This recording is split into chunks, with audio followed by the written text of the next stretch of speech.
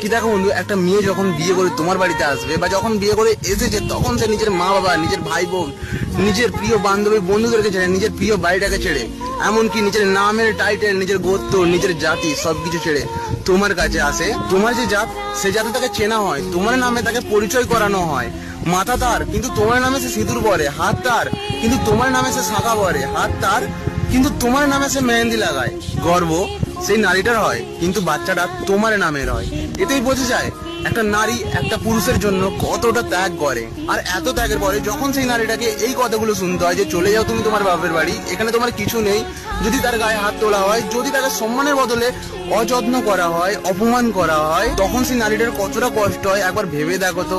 যে তোমার নামে তার সবকিছু ছেড়ে দিয়েছে শুধু তোমার জন্য। তুমি তো রাগের মাথায় দুটো বাজে ভাষা বলে গায়ে হাত তুলে সবকিছু ভুলে যাবে, কিন্তু সেই নারীটা বলতে পারবে তো?